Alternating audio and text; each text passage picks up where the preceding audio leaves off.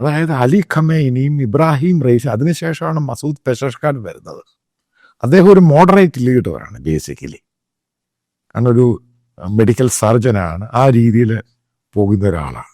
പക്ഷെ അയാളെ കൊണ്ടൊന്നും ചെയ്യാൻ പറ്റിയില്ല. ഫൈനലി ആണ് ഇപ്പോഴാണ് ഓരോ റിപ്പോർട്ടുകളും പുറത്തു വരുന്നത്. അവർക്ക് ഏതെങ്കിലും രീതിയിൽ അമേരിക്കയുമായിട്ട് നല്ല ബന്ധത്തിൽ സാങ്ഷൻ ഇമ്പോസ് ചെയ്ത് മാറ്റണം. അവർ ആ രീതിയിലാണ് ചിന്തിക്കുന്നത്.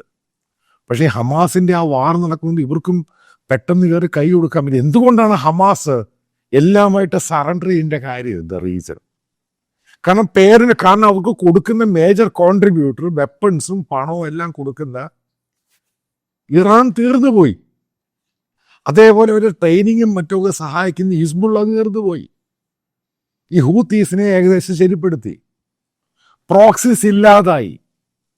അതായത് ഷിയ സുന്നിക്കകത്ത് ഏറ്റവും വലിയ ഇസ്ലാമിക രാജ്യങ്ങൾ, അതായത് ഈ സുന്നി രാജ്യങ്ങൾക്ക് ഏറ്റവും കൂടുതൽ പേടി ഈ പറയുന്ന ഇസ്രായേലിനെ അല്ല, ഈ ഷിയ രീതിയിലുള്ള മിലിറ്റൻ്റ്. കാരണം നിങ്ങൾക്ക് ഓർമ്മയുണ്ടായിരിക്കും, UAE ആയിട്ട് സൗദിയിലൊക്കെ കൊണ്ടുപോയി ഹൂത്തികൾ കൊണ്ട് മിസൈലും ഒക്കെ കൊണ്ടിട്ടു.